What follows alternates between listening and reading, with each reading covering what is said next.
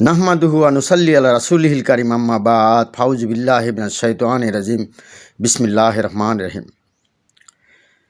বন্ধুগণ, আমি মোস্তাক মনির বাড়িপটল পিংয়া জামালপুর বাংলাদেশ থেকে আপনাদের সম্মুখে উপস্থিত হয়েছি একটি বিরল তথ্য নিয়ে। আর তা হলো মানুষ এবং অন্যান্য প্রাণীর মধ্যে পার্থক্য কী এবং মানুষের শ্রেষ্ঠত্বের প্রমাণ কী।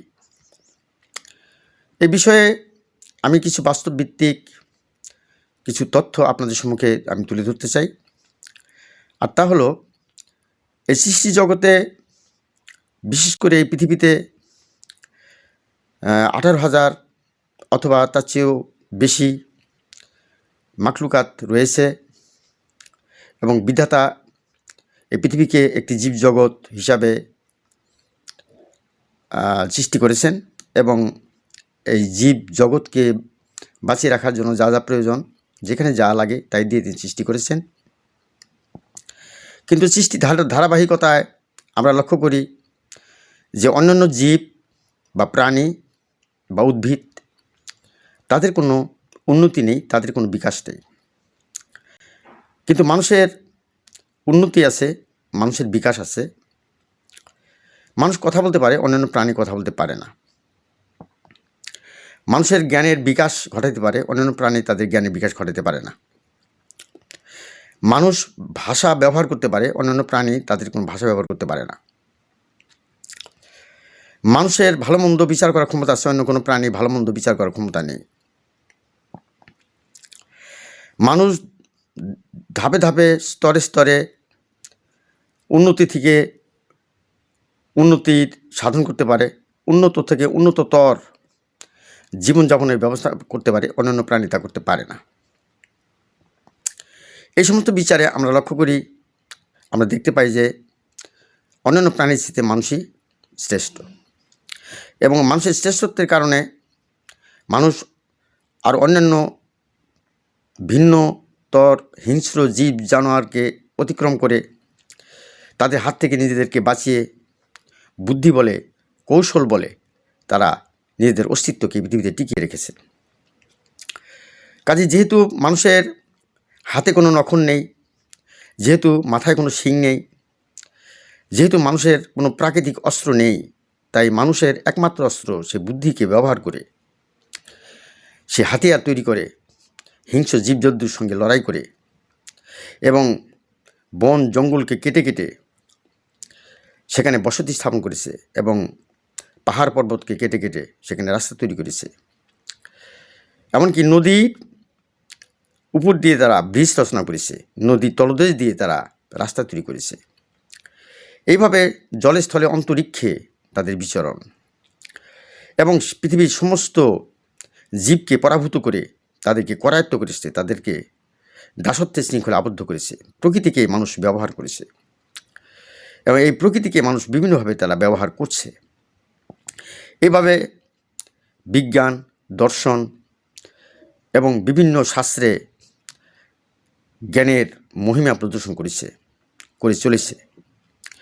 মানুষ এই পৃথিবী থেকে ভিন্নত গ্রহে পৌঁছে গেছে, অন্য কোনো প্রাণীর পক্ষে যা সম্ভব হয়নি। এটা হলো মানুষের বাহ্যিক দিক। মানুষ আড়ম্বরপূর্ণ জীবনযাপনের ব্যবস্থা করেছেন, আরাম আয়েসের ব্যবস্থা করেছেন, জলে স্থলে অন্তরিক্ষে বিচরণ করার ব্যবস্থা করেছেন। এমনকি মানুষ সুরম্য অট্টালিকা তৈরি করেছেন এবং অসংখ্য তলা বিশিষ্ট বিল্ডিং তৈরি করেছেন, আকাশচুম্বী বিল্ডিং তৈরি করেছেন।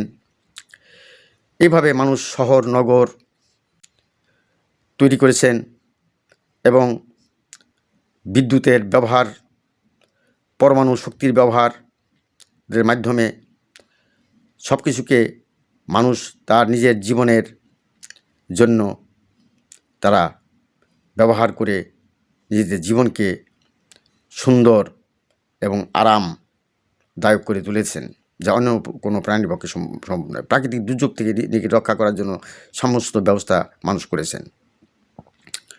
এটা হলো মানুষের বাহ্যিক শ্রেষ্ঠত্বের দিক। এছাড়াও মানুষের আভ্যন্তরীণ শ্রেষ্ঠত্বের দিক।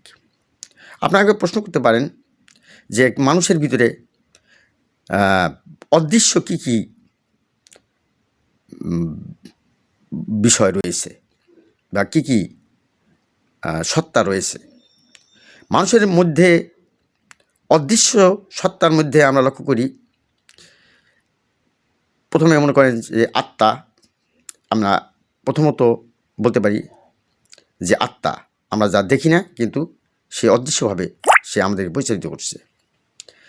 দ্বিতীয়ত হলো বিবেক, যা ভালো মন্দ বিচার করে। এটা আমরা দেখি না, কিন্তু আমাদের ভালো মন্দ বিচার করে এবং আমাদের মনে ভালো এবং মন্দ কোনটি এটা যাচাই বাছাই করার ইন্ধন বিবেক থেকে আসে, যা আমরা দেখি না। যে মানুষের ব্রেনকে আমরা দেখি না, কিন্তু ব্রেনের থেকে আমাদের বুদ্ধি যোগান দিচ্ছে। আমরা চিন্তা শক্তিকে দেখি না, অথচ আমাদের চিন্তার উদ্বেগ হচ্ছে। আমরা কল্পনাকে দেখি না, কিন্তু আমাদের ভিতরে কল্পনার উদ্বেগ হচ্ছে। আমরা আমাদের মনকে দেখি না, কিন্তু আমাদের মন আমাদের তাড়িত করছে, আমাদের পরিচালিত করছে। এ মন এক প্রকার অতীন্দ্রিয় সত্তা, যা দেহ, আত্মা, ব্রেন সব কিছুকে তার অদৃশ্য চালিকা শক্তি দ্বারা পরিচালিত করছে। এই সমস্ত কোনো কিছুই অন্য কোনো প্রাণীর ভিতরে একমাত্র আত্মা ছাড়া অন্য, যেমন বিবেক, মন ইত্যাদি অন্য কোনো প্রাণীর মধ্যে নাই। কিন্তু মানুষের ভিতরে মনের বিকাশ রয়েছে, মানুষের বিবেকের বিকাশ রয়েছে, মানুষের বুদ্ধির বিকাশ রয়েছে। অন্য কোনো প্রাণীর মধ্যে আমরা এগুলো লক্ষ্য করি না। মানুষের এই বিকাশের মধ্যে আমরা লক্ষ্য করি যে মানুষ প্রথমত জীবাত্মা নিয়ে পৃথিবীতে জন্মগ্রহণ করে এবং এই জীবাত্মা স্বভাব সে প্রদর্শন করে, জীবের স্বভাবই প্রদর্শন করে। এর পরবর্তীতে দেখতে পাই যে মানুষের ঊর্ধ্বগতি রয়েছে, মানুষের মধ্যে বিবেকের জন্ম হয়, কিন্তু অন্য কোনো প্রাণীর ভিতরে কোনো হিতাহিত জ্ঞান নেই এবং তাদের ভিতরে বিবেক, ভালো মন্দ বিচার করার ক্ষমতা নাই। তৃতীয়ত মানুষ ভালো চিন্তা, ভালো কর্ম, সৎ চিন্তা, সৎকর্ম, সদ্ভাবনার মাধ্যমে সে লোভ, লালসা, হিংসা, বিদ্বেষ, তার ভিতরে সমস্ত অন্ধকার, মন্দ, ত্রুটিযুক্ত, দোষণীয় বিষয়কে দূর করে, বিদূরিত করে সে আলো ঝলমলে একজন মানুষে পরিণত হতে পারে, যা অন্য কোনো জীবের মধ্যে আমরা লক্ষ্য করি না। এবার মানুষ তার বিকাশ ঘটায় এবং একসময় মানুষ আত্মার বিকাশ ঘটাতে ঘটাতে সে তার মধ্যে পরমাত্মা জাগ্রত হয়, যা জীবের মধ্যে জাগ্রত হয় না। কাজে মানুষের ঊর্ধ্বগতি আছে, মানুষ জীব থেকে একজন বিবেক সম্পন্ন মানুষে পরিণত হয় এবং বিবেক সম্পন্ন মানুষ থেকে সে পরম মানুষে পরিণত হয়। এবং যখন সে পরম মানুষে পরিণত হয়, তখন তার ভিতরে অতীন্দ্রিয় সত্তার বিকাশ ঘটে এবং এই অতীন্দ্রিয় সত্তার মাধ্যমে সে অদৃশ্য জগৎ থেকে অভাবনীয়, অকল্পনীয়